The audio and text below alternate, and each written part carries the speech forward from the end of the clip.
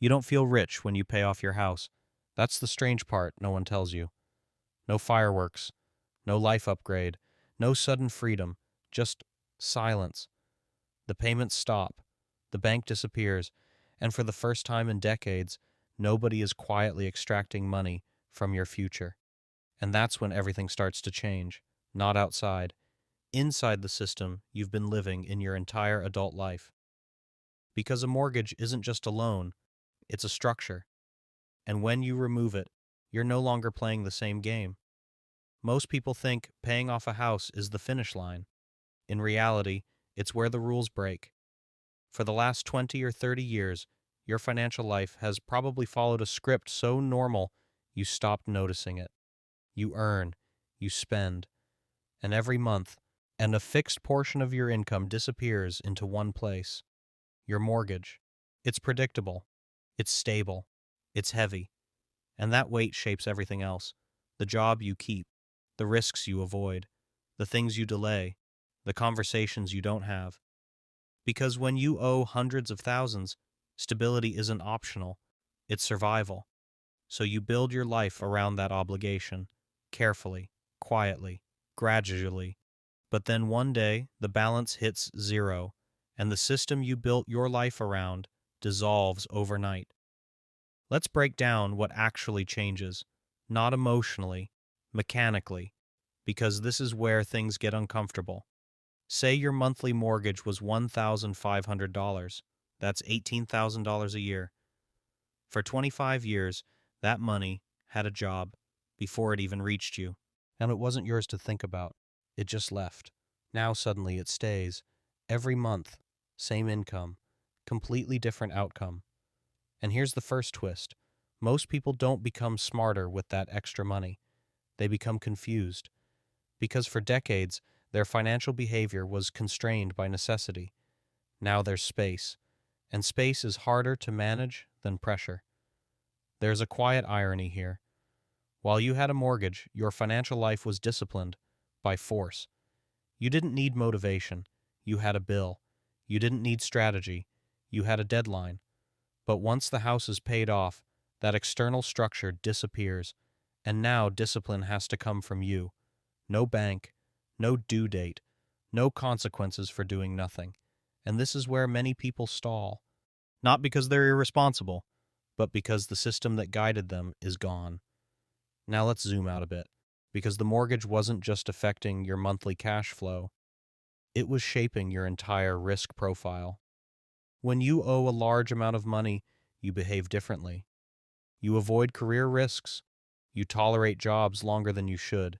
You prioritize steady income over meaningful work. You delay starting businesses. You think twice about moving, because the downside is too expensive. But once the house is paid off, something subtle shifts.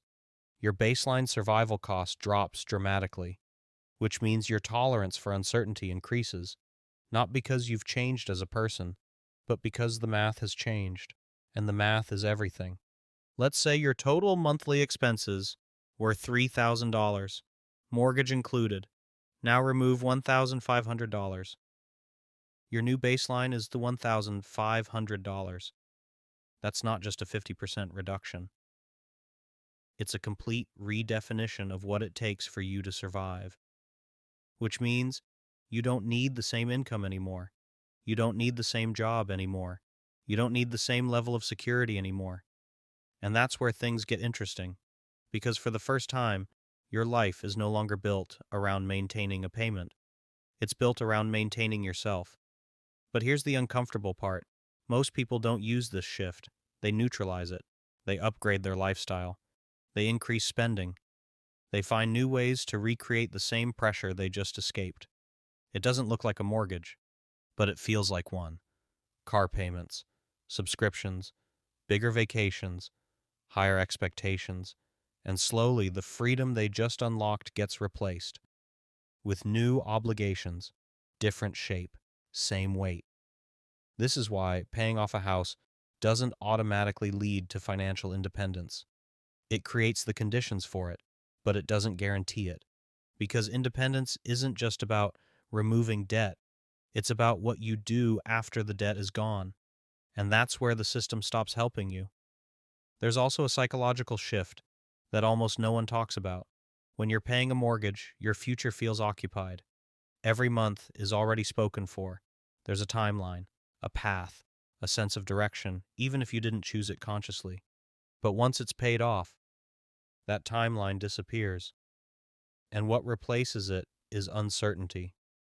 Not financial uncertainty, existential uncertainty. What do you optimize for now? Growth, freedom, security, enjoyment. There's no default answer anymore. And for a lot of people, that's more uncomfortable than debt ever was. Now here's where things escalate, because when enough people reach this stage, it starts to affect the broader system. Think about it. Mortgages are one of the largest drivers of long-term financial behavior. They keep people working, spending, participating, predictable. But when a significant number of people no longer have that obligation, their behavior changes. They might work less, spend differently, take fewer financial risks, or more. And from a system perspective, that unpredictability is a problem, because economies rely on consistent patterns, and a debt-free population doesn't behave in consistent ways. This creates a strange tension. On one hand, paying off your house is considered financially responsible. On the other hand, the system is quietly built around you not doing it too quickly. Because long-term debt keeps the machine stable. It keeps money flowing in predictable directions. It keeps people anchored. So when you step outside that structure, you're no longer aligned with the default path. And that's not necessarily rewarded. Now let's bring it back to you. You've paid off your house, or you're thinking about it. The question isn't whether it's a good idea. The math is usually straightforward, and less interest, lower risk, more control.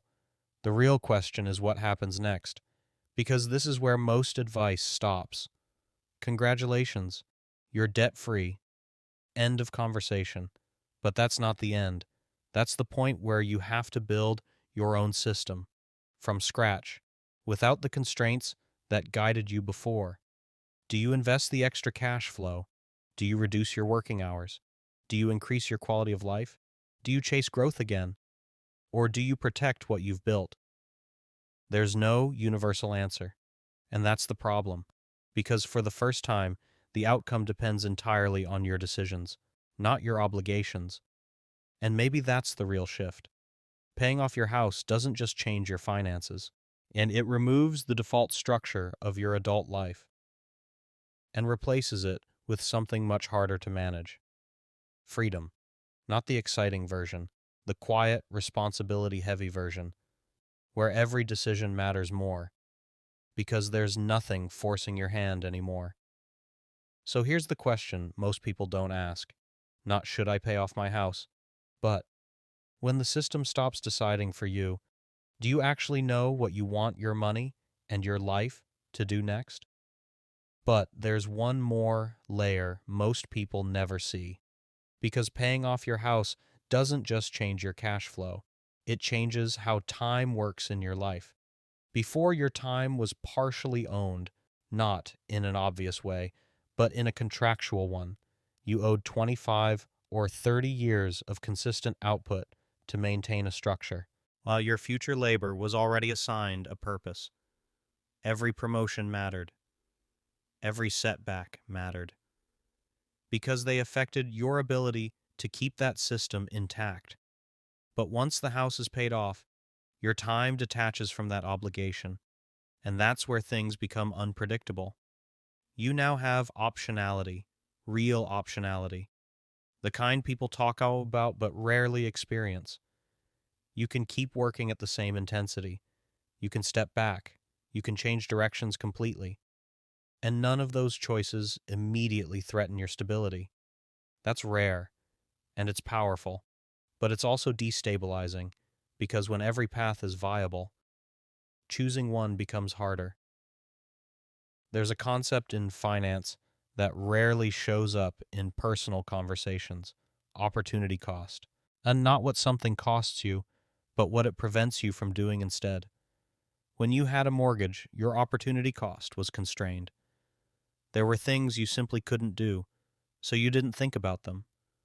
Now those constraints are gone, which means every decision carries more weight, because saying yes to one path means actively rejecting others, and that awareness can quietly paralyze people. This is why some individuals feel strangely stuck after becoming debt-free.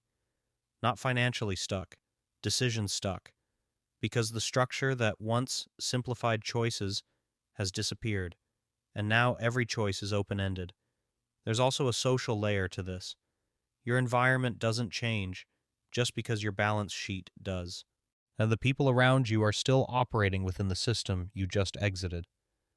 They still have payments, timelines, constraints, so when your behavior shifts, working less, spending differently, thinking longer term, it can create subtle friction, not conflict, just misalignment, because you're no longer optimizing for the same things.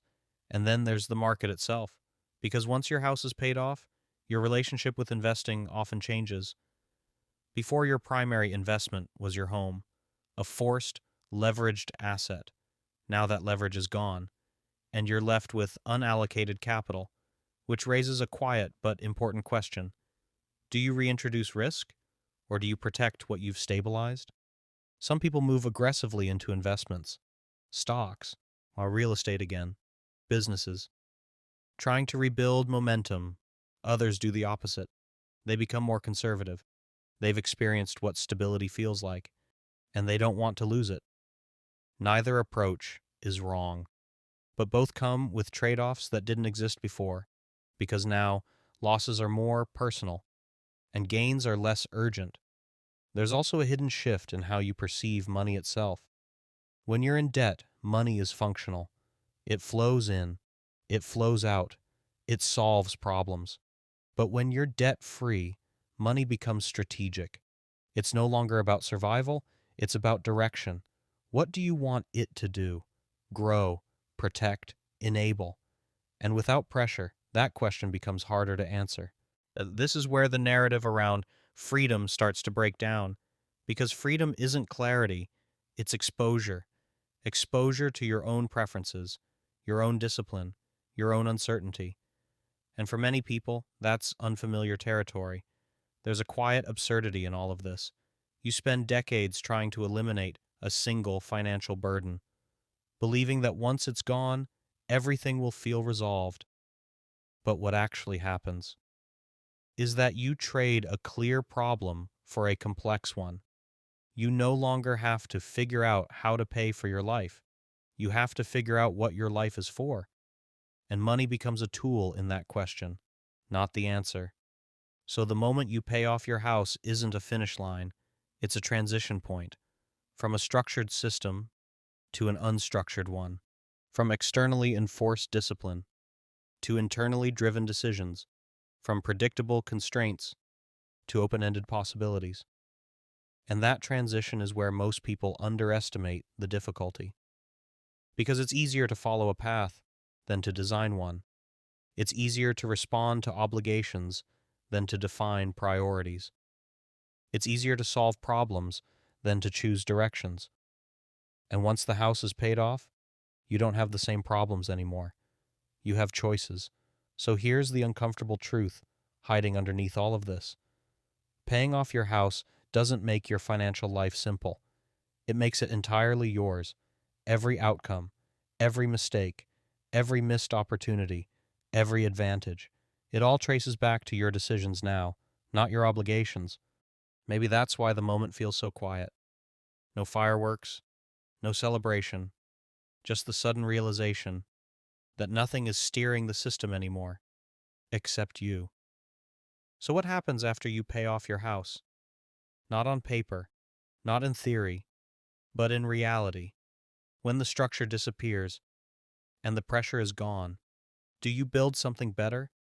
Or do you slowly recreate the same system you just escaped?